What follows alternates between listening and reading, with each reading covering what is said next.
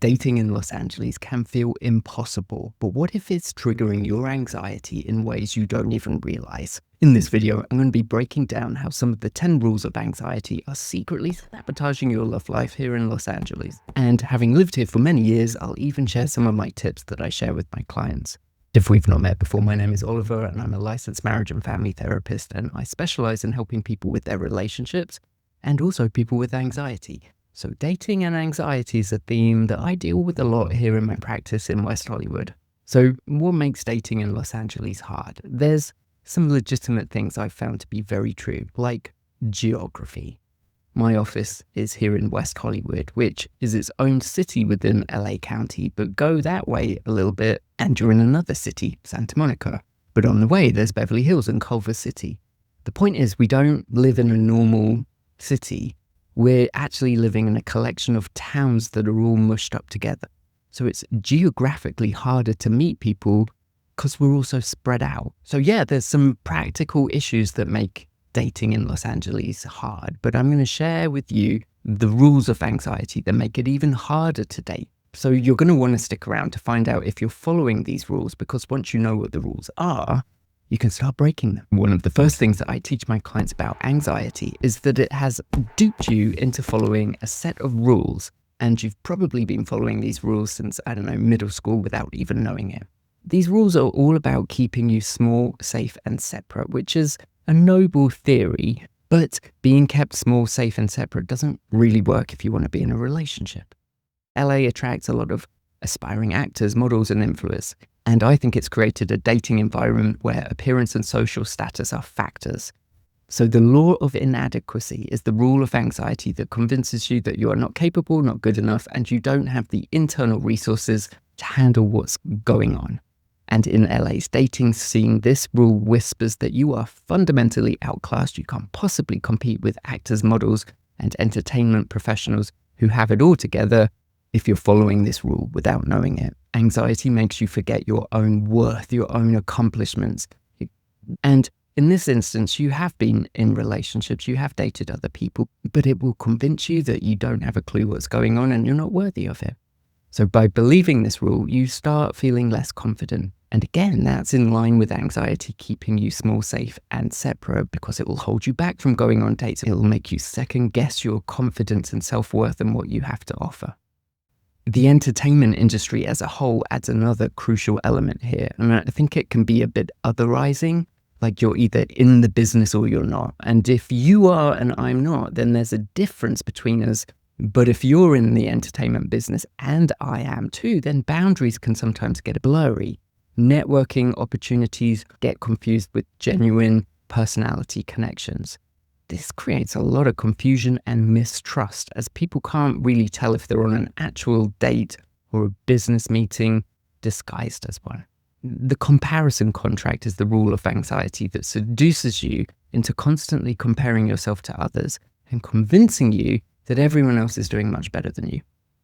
So in LA's dating scene, this means you're either comparing your normal job to someone else's glamorous entertainment career, or if you're both in the industry, you could be comparing your follower counts or IMDb credits and who has a better agent. Anxiety uses these comparisons as shortcuts to make you feel inadequate, again, to keep you small, safe, and separate. But it doesn't need to prove that you're failing. It just shows you someone who seems to be doing better and you fill in the blanks.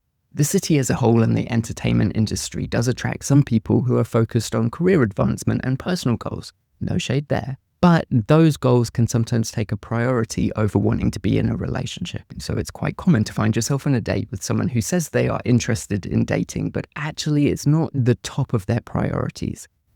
They've got ambivalence, and that's the word that comes up a lot when I'm talking with clients about dating. People seem ambivalent here. So if you're relating to this idea, it's another of the 10 rules of anxiety called the demand for control and certainty. Anxiety requires 100% certainty before making any decision. So in dating, this means endlessly swiping on profiles or keeping multiple people on the back burner, dating multiple people at once, because anxiety has convinced you that you cannot commit to one person until you're 100% certain they are perfect. And when you are dating someone who's actually not entirely certain if dating and relationships are a priority, you're dating someone who is more likely to avoid emotional investment, leading to a lot of frustration for you if you're seeking a meaningful connection. So when you're dating someone ambivalent in LA, it very likely gets stuck in mental loops of what if they're just using me? What if I'm just a placeholder until someone else comes along? Which leads you to the trap of the worry is the solution paradox.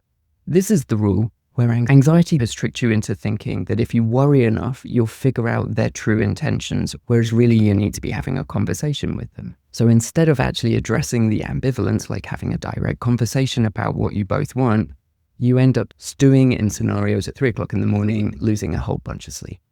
The paradox is that worry gives you a temporary relief, right? It feels like you're doing something productive, but actually kind of like pressing on the gas and brake pedals at the same time. It's exhausting, and you're not getting any closer to what you really want. So with all of these various factors hitting you, anxiety has a field day because it will play its trump card, the Small-is-Safe Directive. This is a rule that anxiety has to convince you to say no to everything because there is less risk of being ghosted, dropped, ending up with someone who just wants to know you for your job or doesn't want to know you because of your job. The Small-is-Safe Directive is anxiety's way to promote this idea that you should start avoiding everything and anything uncomfortable or unpredictable, like meeting someone on a date. So if any of those rules of anxiety apply to you, I highly encourage you to take the free anxiety quiz. It'll tell you which rules you're following, and I also send you some tools and worksheets and stuff to help you figure out what you can do about it. So what is the fix for this? Well, dating is a numbers game to some extent. You have to meet people, and preferably like-minded people. And the more people you meet, the more likely you are to click with someone and fall in love.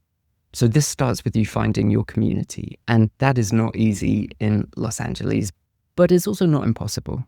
I recommend to a lot of my gay clients to check out West Hollywood's Varsity Gay League. It's a huge community of men, and they all go out to the bars afterwards.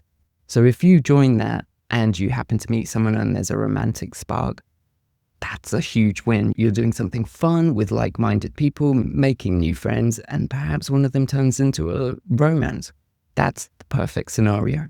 The hidden gem in West Hollywood is West Hollywood's Dodgeball League. It's another amazing resource, another great community that's open to anyone.